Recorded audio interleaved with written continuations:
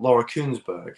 For those of you who don't know, Laura Kuenssberg is a very prolific journalist in the UK.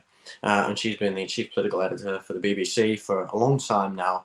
And it's been announced that since Andrew Marr has stepped down from Marr, his TV show, that Laura Kuenssberg is now going to be taking over the Flagship BBC political show on Sunday.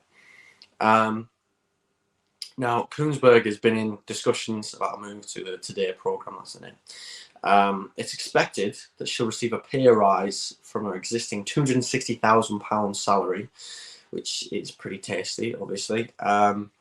Marr, who was in the role beforehand, received £335,000 in his role, and a new salary will be published alongside the BBC's annual report in the summer. This story, I think, is really interesting because the boom in podcasts and commercial speech radio means that BBC presenters are increasingly tempted by competitive salaries and a reduction in scrutiny, let's be honest, that can come from switching to private sector companies. The BBC is obviously publicly owned. You know, technically, it is a public service owned by the British public. And I mean, in my opinion, that is something that's fantastic, so long as there is transparency and the British public have a democratic say on how that's ran. But the private sector companies we're talking about here are companies, you know, the likes of Rupert Murdoch's News UK and Global Media's LBC and things like that, where, like I said, not only will you get paid a really good salary, but also you won't necessarily have to be as careful with your reporting or as accurate. So Laura Kuenssberg, though, is also a character who has been under a lot of scrutiny for her role in the BBC because she's made questionable decisions in the past that have led people to believe that she's perhaps quite biased.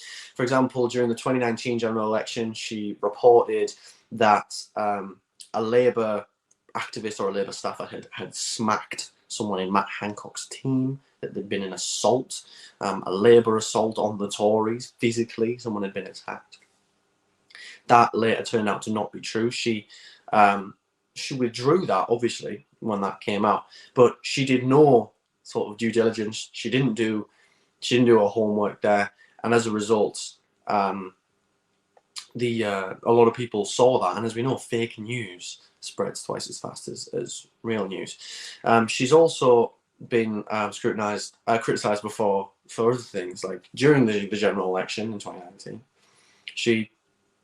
She said, before the exit poll had been released, that there was she'd heard things that the exit poll was not looking very good for Labour. Now, that's technically illegal. You're not supposed to do that if you have information about the exit poll. Reporters aren't supposed to release any information about the exit poll until the clock strikes 10 and no one can vote anymore, because otherwise they're basically saying they're utilising a sort of very accurate prediction of the election results, which may to potentially sway votes before they've been cast when there's still time left to vote. So I don't think the BBC is in very good hands here, and I think it shows us the direction of the BBC would not benefit from this, and I think it's going in the wrong direction. We know that there's a strong connection between the BBC and the Conservative Party. You know, a lot of the time, people who've donated massive amounts of money to the Tories, or people who've even worked with the Tories or for the Tories, then go into higher positions in the BBC. Laura Kuenssberg has been very amiable, very fraternal with Boris Johnson, you know, very friendly with him. So it does concern me, but you never know. Maybe she'll turn out to be you know, way higher than our estimations are putting her at. But we just have to wait and see. Personally, I think there's plenty of other journalists who could fill that role better.